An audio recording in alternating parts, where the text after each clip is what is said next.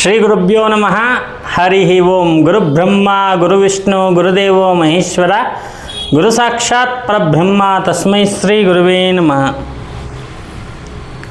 ಇವತ್ತು ಬಹಳ ಅದ್ಭುತವಾಗಿರ್ತಕ್ಕಂಥ ಮಾಹಿತಿ ನಿಮಗೋಸ್ಕರ. ನೋಡಿ, ಮನುಷ್ಯನ ಜೀವನದಲ್ಲಿ ಬೆಳಗ್ಗಿಂದ ರಾತ್ರಿ ತನಕ ಹೆಣ್ಣಾಗಲಿ ಗಂಡಾಗಲಿ ಏನಾದರೂ ಒಂದು ಕೆಲಸ ಮಾಡ್ತಾ ಇರ್ತಾರೆ. ಕೆಲಸ ಮಾಡಿ ಮಾಡಿ ಮಾಡಿ ಮಾಡಿ ವಿಶ್ರಾಮ ಬೇಕು ಅನಿಸುತ್ತೆ. ರಾತ್ರಿ ಹೊತ್ತಲ್ಲಿ ಮಲಗಿರ್ತಾರೆ. ಮಲಗಿದ್ದಾಗ ಅವರಿಗೆ ಸುಂದರವಾಗಿರ್ತಕ್ಕಂಥ ಸ್ವಪ್ನಗಳು ಬಿದ್ದಾಗ ಬಹಳ ಒಂದು ಮನಸ್ಸಿಗೆ ಸಂತೋಷ ಆಗುತ್ತೆ. ನೆಕ್ಸ್ಟ್ ದಿನ ಬೆಳಗ್ಗೆ ಹೇಳಬೇಕಾದ್ರೆ, ಅಥವಾ ಭಯಂಕರವಾಗಿರೋ ಸ್ವಪ್ನ ಬಿದ್ದಾಗ ಮಧ್ಯರಾತ್ರಿಯಲ್ಲಿ ಎದ್ದು ಇಡೀ ರಾತ್ರಿ ನಿದ್ದೆ ಇಲ್ದಂಗೆ ಒದ್ದಾಡ್ತಾರೆ. ಆ ಭಯಂಕರವಾಗಿರ್ತಕ್ಕಂಥ ಸ್ವಪ್ನ ಬಿಡಬೇಕು ಅಂದರೆ ಬಹಳಷ್ಟು ಕಾರಣಗಳಿದೆ. ಈ ಸ್ವಪ್ನ ಜ್ಯೋತಿಷ್ಯ ಅಂತಲೇ ಒಂದು ವಿಶೇಷವಾಗಿರ್ತಕ್ಕಂಥ ಒಂದು ಸಬ್ಜೆಕ್ಟ್ ಇದೆ. ಅದರಲ್ಲಿ ಯಾವ ಸಮಯದಲ್ಲಿ ಬಿದ್ದಾಗ ಏನು ಫಲ ಅಂತಕ್ಕಂಥದ್ದು ಕೂಡ ಆ ಸ್ವಪ್ನ ಜ್ಯೋತಿಷ್ಯದಲ್ಲಿದೆ.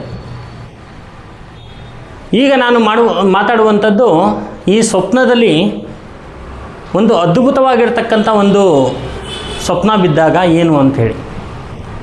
ನೋಡಿ, ಕೆಲವರಿಗೆ ವಿಶೇಷವಾಗಿ ಸ್ವಪ್ನದಲ್ಲಿ ನದಿ ನೀರು ಹರ್ಕೊಂಡು ಹೋಗ್ತಾ ಇರ್ತಕ್ಕಂಥದ್ದು, ಫಲ ಹಣ್ಣುಗಳನ್ನ ಇಟ್ಕೊಂಡಿರ್ತಕ್ಕಂಥವ್ರು, ಆಯಿತಾ. ಆಮೇಲೆ ವಿಶೇಷವಾಗಿರ್ತಕ್ಕಂಥ ಪೂಜೆ ನಡೆಯುವ ಸ್ಥಳ, ದೇವಸ್ಥಾನಗಳು, ಇದೆಲ್ಲ ಆದಾಗ ಅವರ ಜೀವನದಲ್ಲಿ ಏನೋ ಒಂದು ಬದಲಾವಣೆ ಆಗಿಬಿಡುತ್ತೆ. ಅದು ಸ್ವಪ್ನ ಫಲ. ಅದೇ ರೀತಿಯಲ್ಲಿ ಹೆಚ್ಚಾಗಿ ಸ್ತ್ರೀಯರು ಸ್ವಪ್ನದಲ್ಲಿ ಕಾಣಿಸ್ಕೊಳ್ತಾರೆ. ಅದರಲ್ಲೂ ಕೂಡ ಅತೀ ಸುಂದರವಾಗಿರ್ತಕ್ಕಂಥ ಸ್ತ್ರೀಯರು, ಅವ್ರನ್ನ ನೋಡೇ ಇರಲ್ಲ. ಸಡನ್ನಾಗಿ ಆ ಸ್ತ್ರೀಯರು ಸ್ವಪ್ನದಲ್ಲಿ ಬಂದುಬಿಡ್ತಾರೆ. ಯಾರು ಇವರು, ಎಲ್ಲೂ ನೋಡಿಲ್ವಲ್ಲ ಇವ್ರನ್ನ ಅನಿಸುತ್ತೆ. ಆದರೆ ಆ ಸ್ತ್ರೀಯರಿದಾರಲ್ಲ, ಆ ಸುಂದರವಾಗಿರ್ತಕ್ಕಂಥ ಸ್ತ್ರೀಯರು ದೇವಿಯ ಸ್ವರೂಪ. ಆ ದೇವಿಯ ಸ್ವರೂಪದಲ್ಲಿರ್ತಕ್ಕಂಥ ಸ್ತ್ರೀಯರು ಬಂದಾಗ ಆ ಸ್ವಪ್ನದಲ್ಲೇ ನಮ್ಮ ಆತ್ಮ ಅದಕ್ಕೆ ನಮಸ್ಕರಿಸುತ್ತೆ. ಆ ದೇವಿ ಕೊಡುವಂತಹ ಒಂದಷ್ಟು ಒಳ್ಳೆಯ ಒಂದು ಅನುಗ್ರಹವನ್ನು ಪಡೆಯುತ್ತೆ. ಬಹಳ ಸುಂದರವಾಗಿರ್ತಕ್ಕಂಥ ಸ್ತ್ರೀಯರು. ಅದರಲ್ಲಿ ಸ್ವಪ್ನ ಯಕ್ಷಿಣಿಯೂ ಕೂಡ ಇದೇ ಒಂದು ಕ್ಯಾಟಗಿರಿಯಲ್ಲಿ ಬಂದುಬಿಡ್ತಾಳೆ.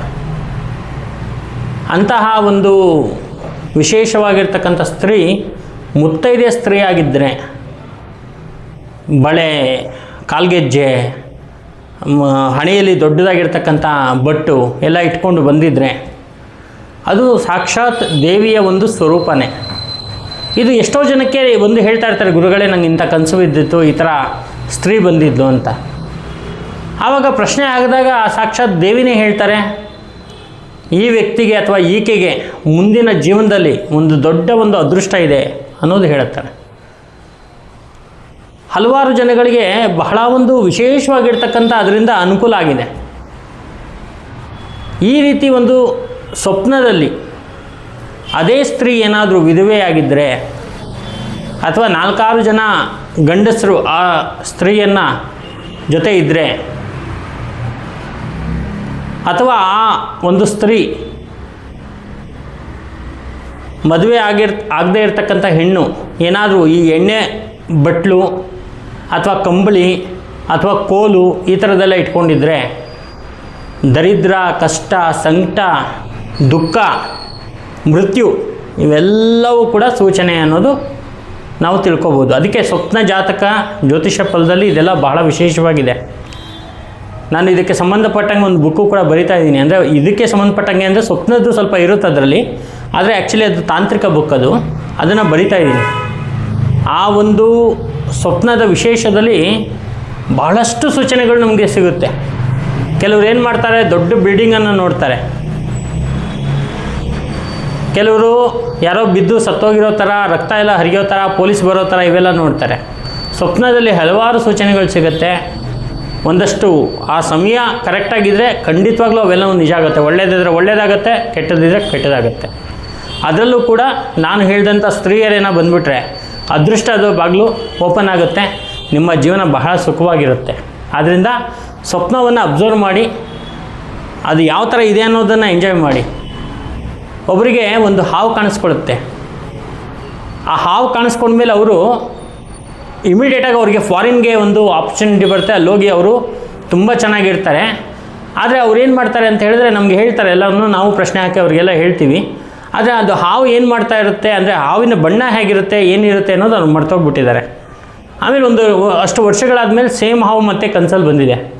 ಆವಾಗ ಅದನ್ನು ನೋಡಿ ಅವರು ಹೇಳಿದ್ದಾರೆ, ಶ್ವೇತವರ್ಣದ ಹಾವು. ಆದರೆ ಬೇರೆ ಬಣ್ಣದ ಹಾವಲ್ಲಿ ತುಂಬ ತೊಂದರೆಗಳಿರುತ್ತೆ. ಸೊ ಹೀಗಾಗಿ ಸ್ವಪ್ನ ಫಲನೇ ಭಾರಿ ಅದ್ಭುತವಾಗಿರ್ತಕ್ಕಂಥದ್ದು. ಅದು ಸಾಕ್ಷಾತ್ ಭಗವಂತ ಸೂಚನೆ ಕೊಡುವಂತಹ ಮನುಷ್ಯನಿಗೆ ಅದೊಂದು ಭೂತ ಕನ್ನಡಿ ಅಂತ ಹೇಳ್ಬೋದು. ಮುಂದೆ ಏನಾಗುತ್ತೆ ಅಂತಕ್ಕಂಥ ಸೂಚನೆ ಆ ಸ್ವಪ್ನದಲ್ಲೂ ಕೂಡ ನಮಗೆ ತಿಳಿಯುತ್ತೆ. ಸೊ ಇಷ್ಟು ವಿಚಾರ, ಇನ್ನೂ ಒಂದಷ್ಟು ವಿಚಾರ ಸ್ವಪ್ನದ ಬಗ್ಗೆ ಇದೆ, ಮುಂದಿನ ಎಪಿಸೋಡಲ್ಲಿ ಹೇಳ್ತೀನಿ. ನಮಸ್ಕಾರ.